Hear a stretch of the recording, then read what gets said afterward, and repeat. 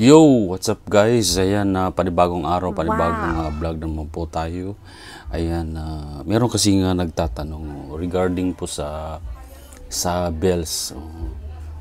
Ang bells kasi guys, meron siyang maraming brand po kasi yan. Merong US, merong Japan, Wow! merong Korea, China. Ganun po kasi yun. So, ang bells natin ay hawak natin ay Japan at saka yung US. So, gusto ko lang ipaliwanag sa lahat. Wow! Para meron ding matutunan na yung iba regarding sa bells. Ang bells po guys, ganito po yan. Ayun, ganyan po yung isang bells niyan.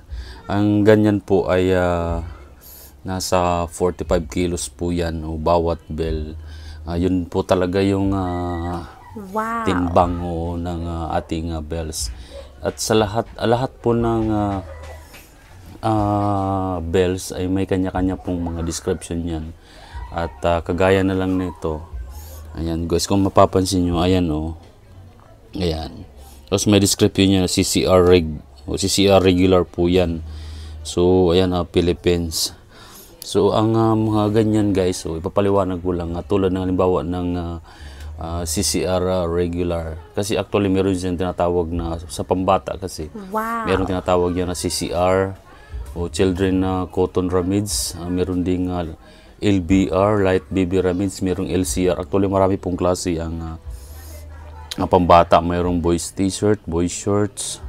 Ayan, tapos iba't ibang klase. At sa isang bill po niyan ay isang ganito. Yan. Ay actually 45 kilos po yan. At ang laman niyan pagka pambata, assorted po yan. Nasa mga 500 to 600 pieces po yan. So, ang price niyan nag-iiba din po. Depende po yan sa kung anong brand. At usually ang babata, halimbawa na lang ito, CCR regular, ang price po nito ay 7,800 pesos. Yung isang bell niyan. So, ibig sabihin, bawat bell, iba-iba po yung price, iba-iba po din po yung ano niyan. Yung klase.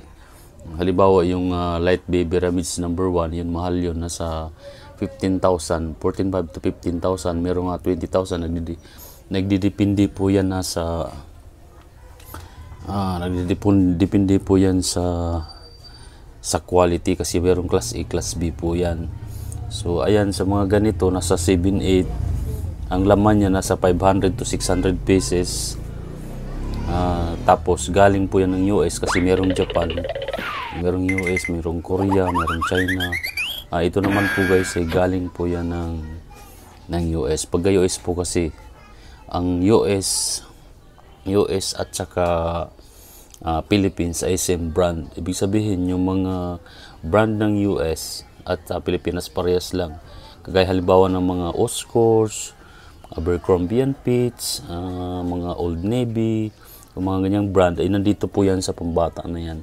Kaya pagka US medyo pricey siya. Wow! Pero yung quality maganda din po.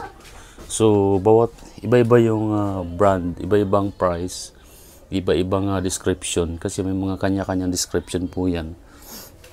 Tulad halimbawa ng ganito.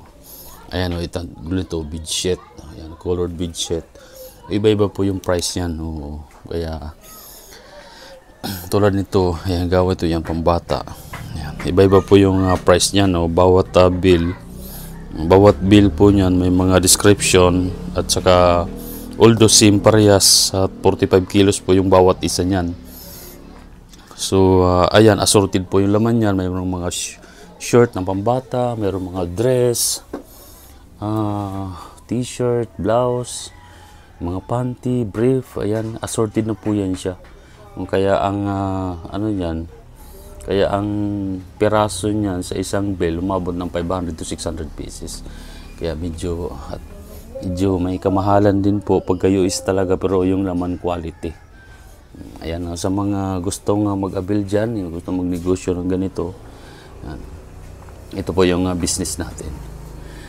Ayan, tapos ang gaya ng Japan, ibang klase din po yan, medyo mababa ang price, pero sa pagka US talaga pricey, pero pagdating sa quality maganda din po talaga. So ayan, sa sunod nating mga video, ayan yung ating mga iba't ibang items. Iisa-isahin po natin yan, yung mga iba't ibang items para maintindihan. Yan, maraming salamat. Yan, thank you so much sa panonood ng ating videos. God bless. Hanggang sa sunod, follow for more. Thank you so much.